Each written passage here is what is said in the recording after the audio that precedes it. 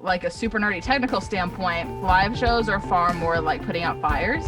We're gonna do line check. We're gonna bust through line check in 20 minutes. I'm gonna make sure I've got my patch. I'm gonna make sure I've got my inputs in the gain stage, and then when we roll, we're gonna go.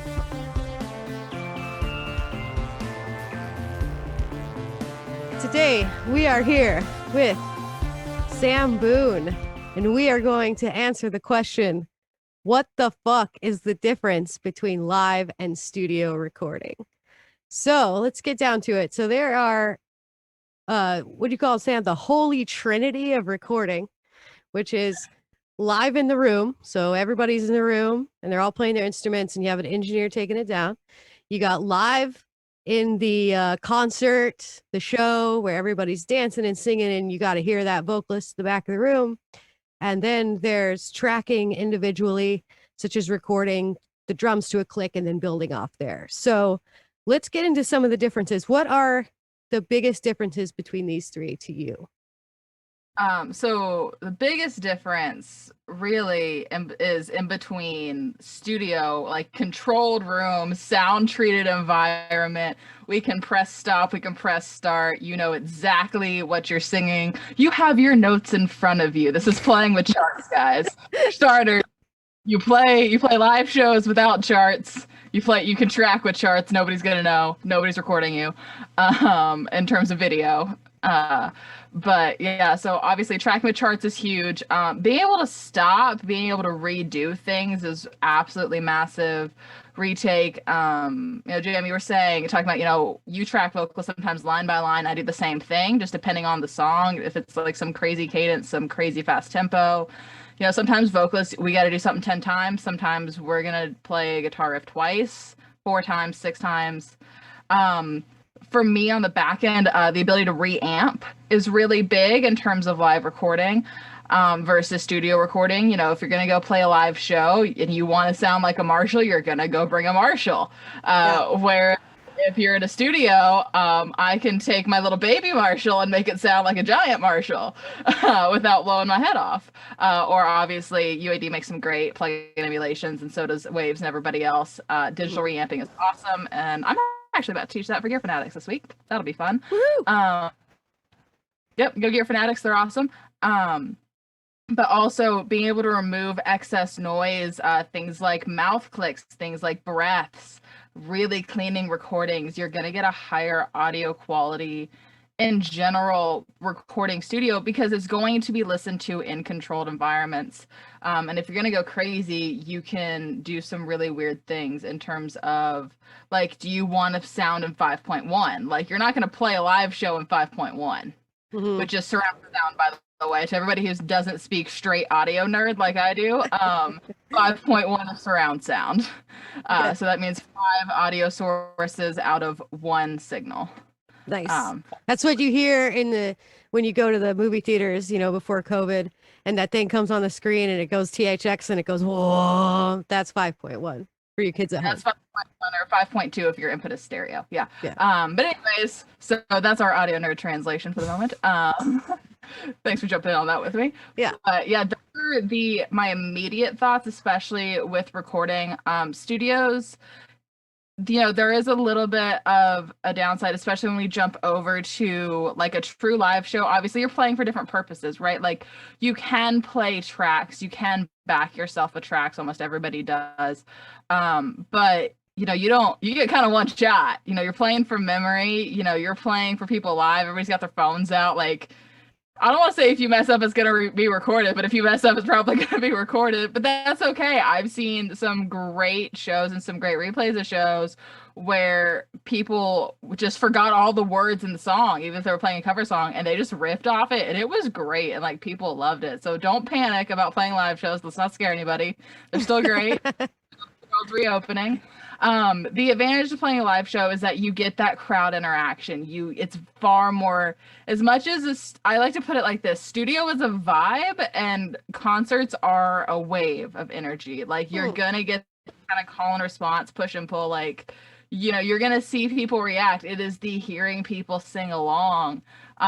In addition to all the reasons you tour for, promo, for marketing, for every reason you want to tour as a band, especially if you've got a great following of fans or you're playing a hometown show. Absolutely. But from like a super nerdy technical standpoint, live shows are far more like putting out fires.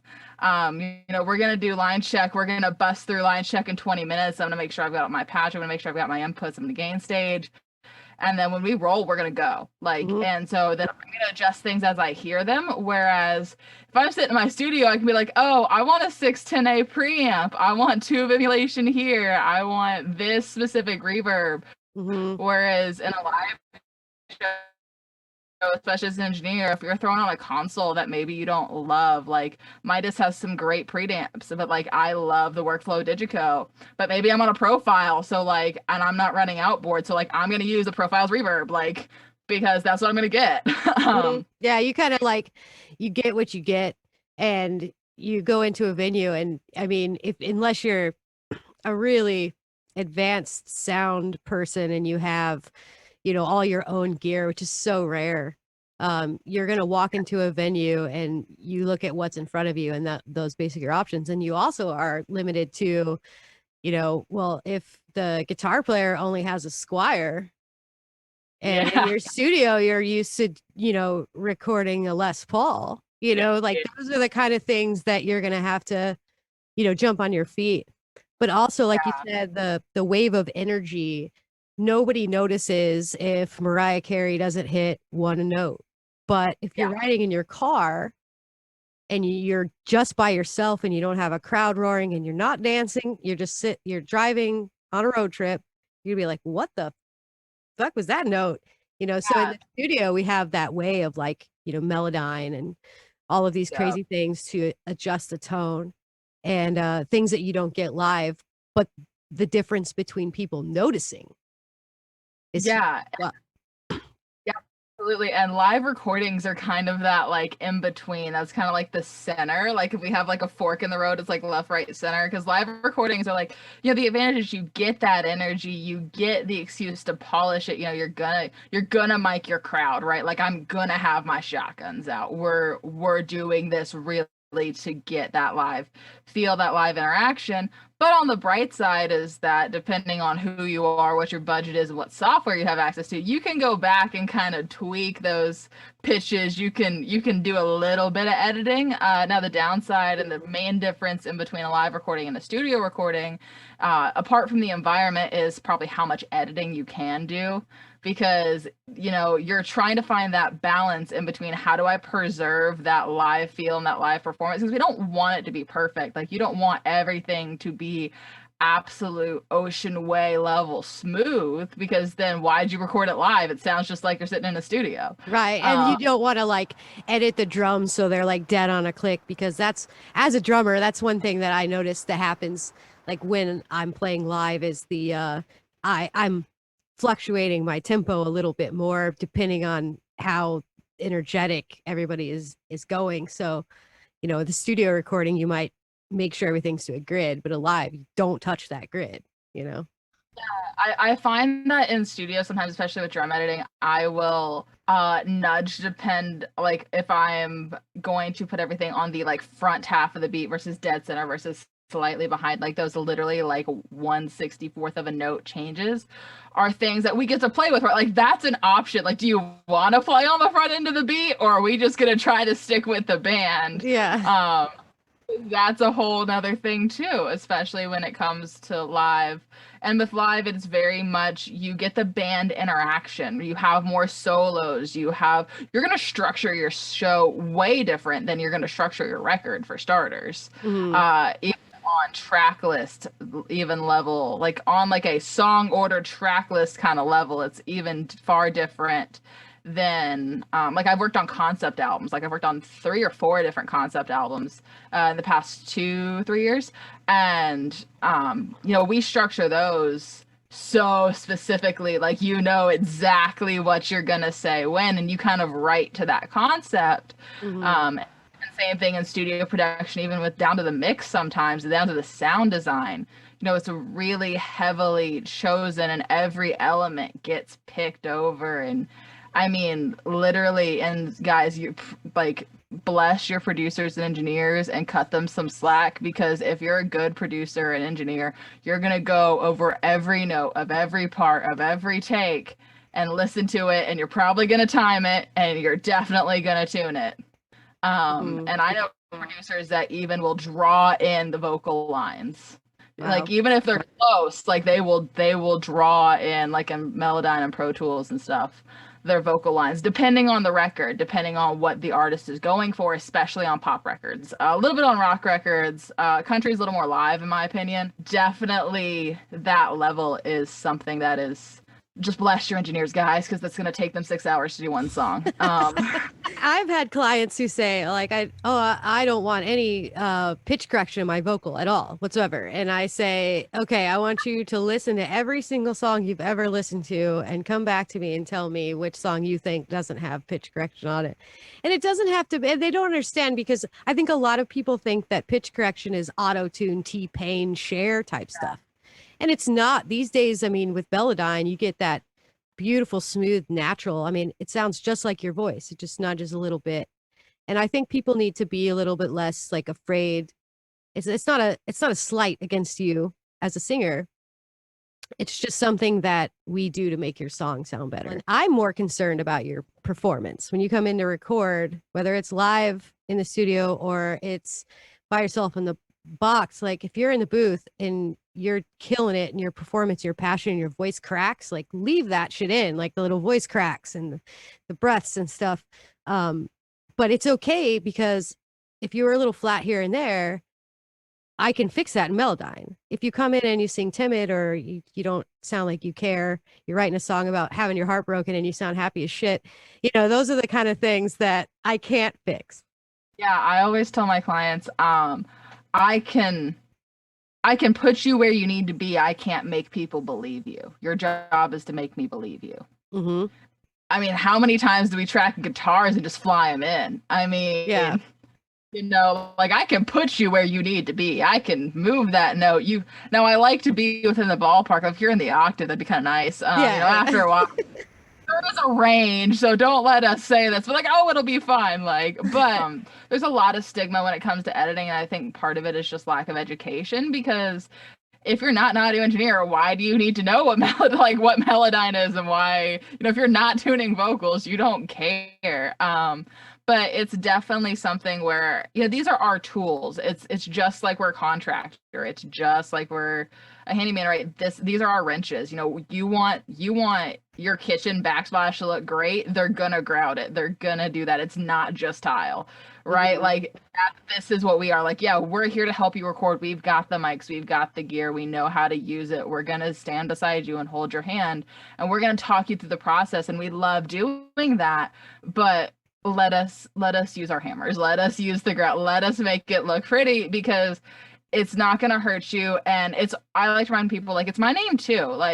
It's your song and it's your project. Absolutely. You own it. And if I tell everybody this, I am happy to give you my opinion when you ask for it. If you don't, and you tell me this is what I want, that's what I'm going to give you, regardless of what I think. Mm-hmm. Because at the end of the day, it's yours. And so it's definitely something where I tell people, look, don't be afraid, but I want you to listen to it first. Yeah. Because it's the same thing, even down into preamps, right? And this is the advantage of studio, is you can edit the hell out of everything. Mm-hmm. So sometimes it does take just trust me, I'll show you. If you hate it, we'll change it. It's your song at the end of the day. But just give me a minute to show you how good that this could actually be if you allow me to do what I need to do. And 9 times out of 10, people love it. And they always ask me, well, how do you do that? And I'm like, practice. Double it, you put the expander on it, you set your preamps, you do some EQ compression, and then you do it 6 times over for everything. Yeah, and then double it, then you add a reverb bus. They don't care about that shit. I just say, it's studio magic. I practice, I know what I'm doing, because you put them to sleep. You'll put your clients to sleep if you sit there and tell them. And some want to know. Some do. Some are really interested in the process. Some people will say, I don't care. Just make it sound good and send it back to me. So it just depends on the client, I guess. I mean, I typically just call it editing, and because at that point, like people kind of understand like where that falls in the process, like especially because I specialize in remote production, so I have an editing suite with a tracking booth is what I have. Yeah. Which I love. It's perfect for me. If I want a full band in my studio, I'm gonna go. If I want to work with a full band, I'm gonna go live. I'm gonna go mix a live show. Yeah. I like I get my stems on my giant monitors and we're good. Yeah, I won't necessarily talk specifics to people, although if somebody asks me a million questions and just will not let it go, I will sit them down and be like, all right, so I'm gonna go EQ and then I'm gonna go like I will just talk I literally will just recite my chains. And that's Hmm. typically be like, yeah, I'm sorry, what? And I was like, don't worry about it. And that's when they drop it. Yeah. I love building chains. I'm that person that I do some really weird stuff, especially Mm. when like a friend of mine was like had some issues on a mix the other day and she sent it to me and I was like, you should put a guitar pedal on your lead vocal. And she was like, what? And I was like, trust me. And it worked. And I was like, see, I'm crazy. Right? Yeah, I did that for I think one of my reviews for Gear Fanatics. I did that. I said if you don't play guitar and you have this pack, you could still use these stomps for Yeah. vocal. Especially Yeah. like I've done some heavy rock mixes, and I'll take the I actually did this on a pop track. It was a electro pop track. I used like the cypress head Yep. of a guitar that has that real like grainy, and then I put a detune doubler on it and then added the head to it, and I call it Satan. Sounds like Satan. And I Oh yeah. drop it like really low in the mix under the singer, so you get that like weird like what is that? What is that sound, but it blends really well. So there's all kinds of things you can do. I've done that though, because I'll take UAD's Brigade chorus pedal and I'll run it through distortion, and then I'll take Sound Toys Little Altar Boy and drop it in octave. Nice. Yeah, and that's works like magic. And this is what you're learning. Okay, but here's the other point about studio as we're sitting here talking about multiple ways to do the same thing. In studio, you can do something 100,000 different ways, right? Like Jam and I just did the same thing, but we did it with two different chains. Because I don't personally like use that Cypress pack, but like I have my set of stuff that's equivalent to it that we're able to do the same thing, right? Where in live, you know, your routing is pretty straightforward. Like you have a console. In studio, you don't necessarily have a console. I have a DAW control console. I actually have like a DAW console that I use. It's like right over here. I'm not sure if you can see my Oh. little baby console. Oh yeah, I see it. Maybe. Yeah. Yeah. Yeah, so that's my Mac EMC Pro. I have it because I learned to mix in live settings. So like I really want faders all the time. Like I get so upset if I don't have faders. Like I Mhm. really want them all the time. Like they just make me happy. But also for me personally, like with my workflow and being primarily someone who learned to mix by moving faders, I mix so much faster and I can edit so much faster on some sort of console equivalent just because that's what I'm used to. That's what I like. I have friends that have tried dock controls and tried consoles and like I hate it. Like I don't know what to do. I don't like it. And I'm like, that's cool, man. Like you don't have to like it, but I'm telling you, if you want this done in half an hour, just give me console. Yeah, and it's all about preference. That's why I try to explain to people like, some people have to have that knob, and you can have compressors and preamps and all kinds of stuff digital now that are just absolutely like 99% there. And so if you don't have a bunch of money, don't worry. Like you can get plug-in bundles and stuff that can really help you out. You get yourself a nice interface. The best thing that you can do is like training your ear. And also like that's a big difference between live settings and in the studio as well, is that live, I mean, you got to really be able to hear over all that noise and be able to know that, oh, like I can't hear the guitar player or I can't hear the singer. Another big thing too, especially if you're working like a larger like arena style show, you end up learning, you have to be able to pick out what is coming from the stage, what is coming from the PA, and what in terms of your mix, what of your frequencies is actually in your front of house mix versus what is in your PA systems. Like some speaker, because it's just like a studio, right? Where you're used to the sound of your monitors. Mhm. Like, so when you're live, like you're not used to the sound of your monitors, or if Yeah. you're really lucky and you've gotten to tour for a while with the same rig, and like you know what an L-Acoustics PA sounds like, you know what a DMB PA sounds like, you know what MLA sounds like, you know, that's great because then you can kind of take that tonality and then from there you're like, oh, I know that that 2K resonance that's coming off the stage is coming from the guitar, but then you've got to know, is it coming from my guitar, is it coming from my vocal, is it coming from my bass? And the good thing is that almost always, we'll have the option of headphones, and real quick I can throw on headphones in one ear and solo something up and just make listen to just that channel, which is really nice.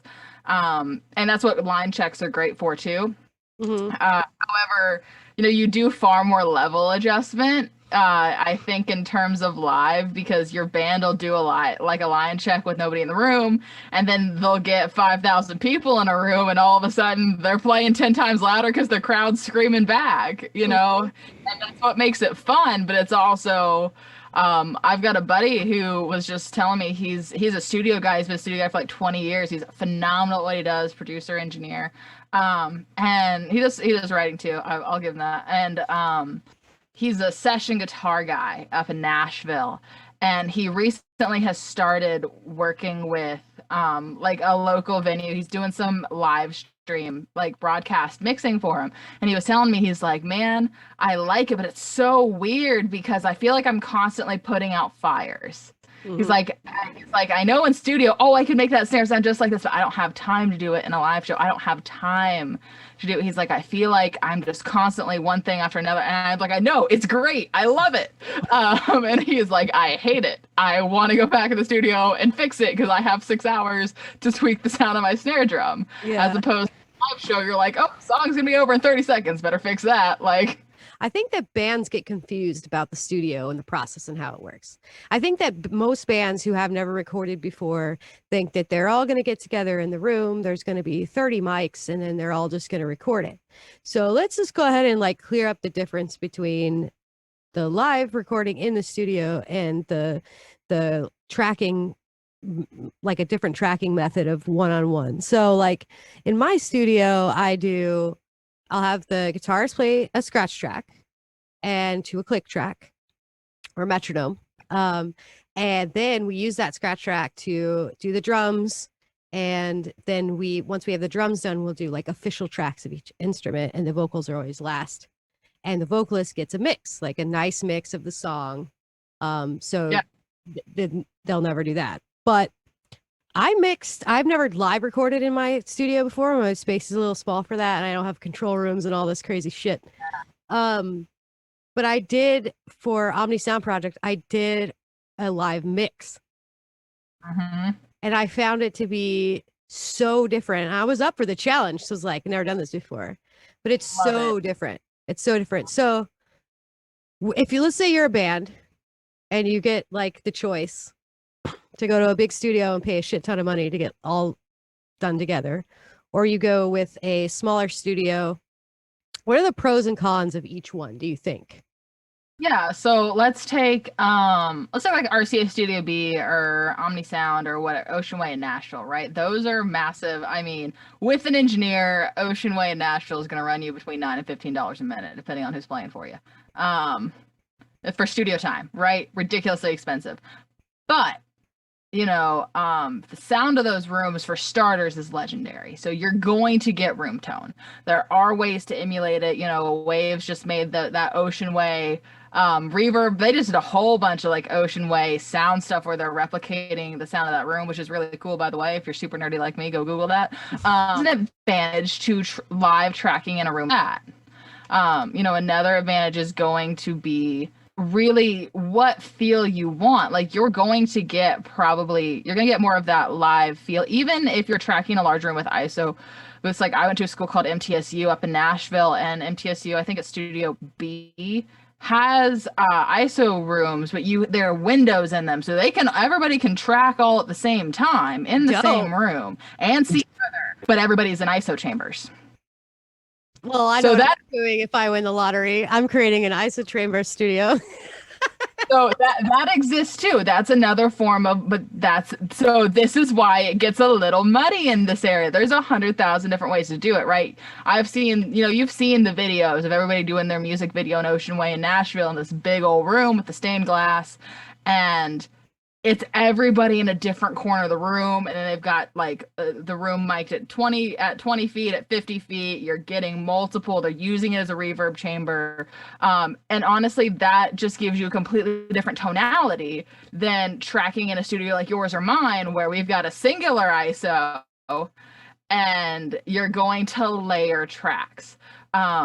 In my opinion, that becomes a less technical mix. Like, not in terms that it's any easier, just in terms you have certain things you don't have to deal with. Like, when I live record everything, I work with a full team of session players. So like when I'm live recording drums, I don't get to just edit my kick drum because I have bleed, right? I have a drummer in a room with 15 mics, and we mic up his kit. That's how we record drums.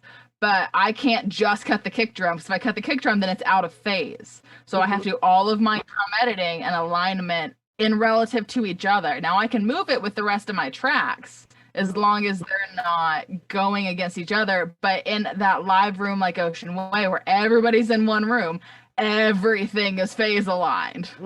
So you have to, with relative positioning.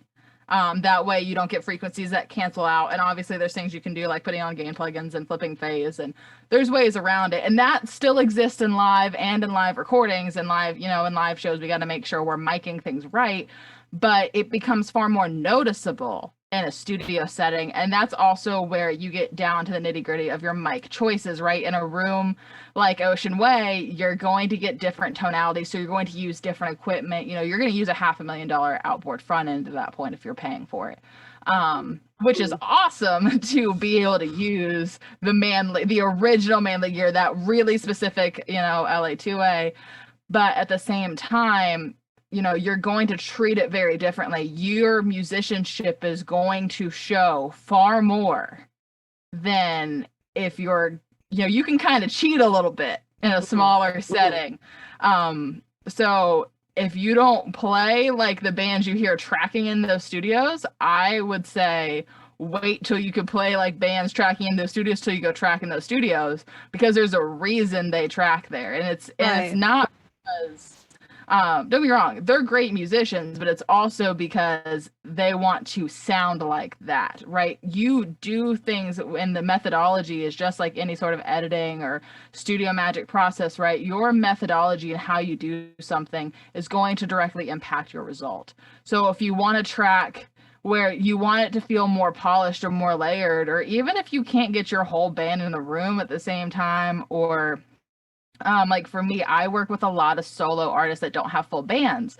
So they're really, really happy that I have a full team of session players, because they don't have to worry about finding a guitarist. I've got 4 on call. Like, yeah, I'm gonna pick the phone on your behalf and we're gonna go track this. I know exactly what I'm gonna get. I know what gear everybody has, which is great for me. But if you're in a smaller studio setting, you may have access to different gear, and like Jam, the gear you have fits your space. Right. Know that those tonalities are good for the sound of that room, are good for the type of people that tend to work with you, which is phenomenal. Like that is what that's what you can ask for. Yeah. Whereas walking into Ocean Way with a Squire, buddy, that thing's going to sound really bad. Sound like a Squire. Yeah. And I have ways to like, oh, you have a $100 acoustic guitar. No problem, dude. We'll use $100, the one I'm talking to right now, the SE Electronics 1XA. It's $99. We'll put it at the 14th fret, 1 foot away, and I will double, triple EQ pan, whatever it is I have to do to get that guitar to sound as good as possible. And so like, I'm a studio that's more based on, beginner recording, singer songwriting, where I do a lot of stuff for my people. They don't have full bands either. So like, they want to sing to a 2-track. Cool. If they want to, if they want me to play this beast behind me, I mic it with 4 mics. That's all I do, because I don't want it to sound out of place from the tracks that they are getting as well. So if you record you have like a nice electronic or not electronic, a nice like amp, and you record it and it sounds great and it sounds really analog.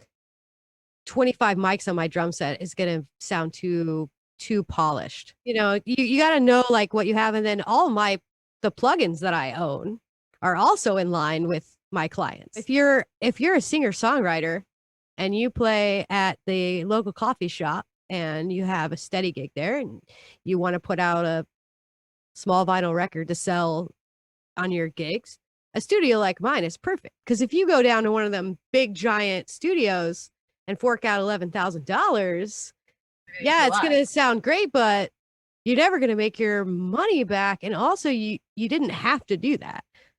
But if you're a amazing band who like no one messes up ever in practice, then you can go track there and invest.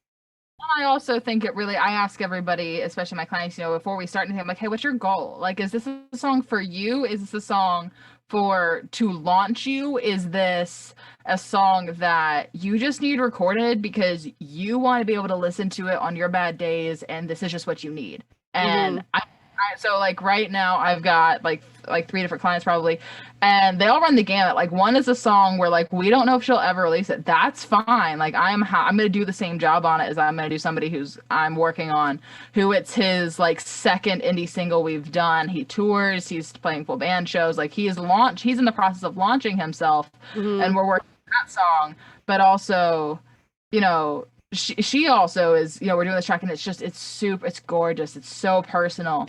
But I mean, I would not advise either of them to go jump into Ocean Way, because not only are you trying to make your money back, but you want an enjoyable experience, right? Like you don't want to be in that room because people will probably talk down to you, even if you're footing the bill. Like I don't want to say you don't want to feel out of place, but being in those situations is uncomfortable. Like as someone who I've spent a lot of time in Nashville, and it's, people, you want to make sure you're doing what you need to do for you. And you want to make sure that it's true to you and true to your story. And there's nothing wrong with starting smaller, or even, I mean, AJR is a triple platinum winning band of brothers out of New York, and they track everything out of their apartment still. They don't go to studios. They track everything themselves, and they're indie, and they're awesome.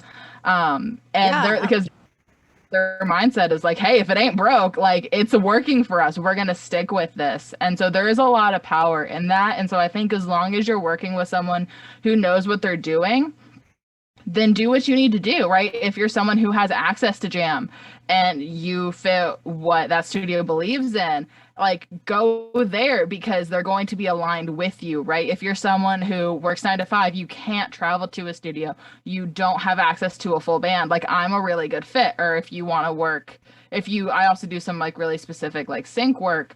But like, we each have areas where we are both very good specific fits for people. And I think, those, we find the clients and our clients find us, and we're able to serve them because of those areas, right? Like you don't want to be an Ocean Way if you don't want to sound like you're an Ocean Way, and you don't want to act like you're an Ocean Way. And there's nothing wrong with going to Nashville and paying $100,000 to make a record if you've got $100,000 to burn, and that's what's going to do what you need it to do. Yeah, I totally agree. And I think that like another way that you can feel more comfortable in any space is to hire women or marginalized folks in this industry, because we treat you better because we know how it fucking feels. And I have had a lot of people come into my studio that, I don't have stacks of outboard gear or flashing purple lights or a huge mix console or whatever, but they walk in here and they like want to grab a fruit snack and chill on the couch and take their shoes off, and all of a sudden the studio nerves go away. So it just depends. And I walked into those commercial studio spaces, and I've been a drummer for 28 years. I can play to a click like a badass. My first album that I tracked, I made the guitar player stop playing because he was messing me up, and I just did the whole thing to a click from memory. And I've walked into those spaces and had them ask me if I was the singer, or had them say, or been really nervous about being there and then left. Um, Yeah. and that's like, those are common stories. And so, and then also to touch base on like different engineers for different needs and people is like, you and I we're in the same groups. We run in the same circles. We both Yep. reached out to the same post. I need a producer. I need a mixed engineer. You've gotten jobs and I've gotten jobs off those Absolutely. same posts. Absolutely. And I've seen on the post where I've told people like, you want to go with Jam over me for this because that's her thing. Like that is not my thing. Like Yeah. we work very different genres. I mean, we both have mixed heavy metal. I think I tend to work far more rock than you do, but like you can nail a folk album. I will not take folk projects. Like I Yeah. won't do like I will send them to you because that's not my thing. I'll do country, but I won't do anything closer to that. I'll do acoustic albums, but like if there's a mandolin or a banjo, I'm out, buddy. Like Yeah. that ain't. I'm about it. I'm like, oh, banjo, mandolin, double. I have an opportunity coming up to record a double bass, stand up bass, and I asked sound girls. I was like, how do I do this? But yeah, I love folk. I like rock, pop. I like indie pop. I've just gotten my female pop vocal like game On it last year, and I like nailed it. It takes it's like you wake up one day and the pop vocal just clicks. And I also, because my wife's a badass, but we chat about music. She doesn't know the technical terms, but she really does kind of help me produce. So we were talking about Atrocity Girl had reached out to me. I teach Atrocity Angie lessons, and she was asking about OTEP. You know OTEP, where the screaming the rah. So she said, "How do I get Johnny's vocals to sound like this?" And I said, I don't know. Let me research it. So, sitting on the porch, I'm listening to music through, a Bluetooth speaker with Crystal. And she goes, "You know what that sounds like to me?" I said, "What?" She goes, "Christina Aguilera, but metal." And I went, "I wonder if a pop vocal chain would work for heavy metal on female growls." That's what I do. I'll run a pop vocal chain on metal vocals, and then I will do an aux into a guitar rig and summit. Nice. That's what I do. Yeah. But the flip side, going back to like our difference is like, I tell people like, if you want more of a live feel, like if you want a live feeling studio album, like I'm your engineer, right? Because I mix live. Like I'm going to mix. I live track absolutely everything. I don't use VSTs. I don't hate them. I just personally don't use them. Like it's just not my thing. Yeah. But I've got friends where they're engineers and producers out in LA, and all they use are VSTs, and they love them, and it sounds great. Like I'm not against them. It's not me. But that being said, find the engineer and producer who is going to fit you, right? Like Jam's got to set things that just is killer, right? Like I've got my stuff where you and I go back and forth all the time, and we're like, oh, how would you do this? And I ask you questions, you ask me questions. Like it's definitely something where we're both like, hey, I know you're better at this thing, can you tell me how to fix it? And vice versa. People don't know.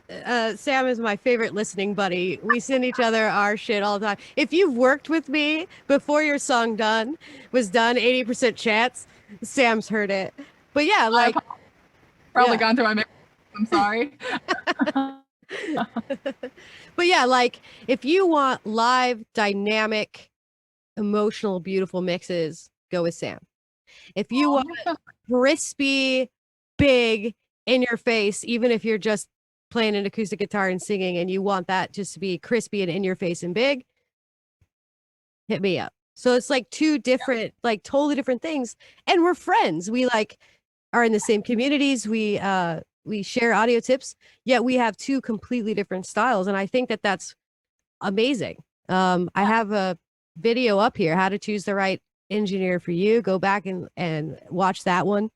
I have that one on my website, because if we're not going to work out, no hard feelings. Like, I'll tell people if I'm not a good fit, I'll refer you to somebody who I know probably will be. Yeah, totally. Like if you're, I know people like you that are great at things that I suck at, and and I'll send them to the person who I think is going to be probably the best fit for them, just because it's completely different. You know, you're going to get a different sound with every different producer engineer you use.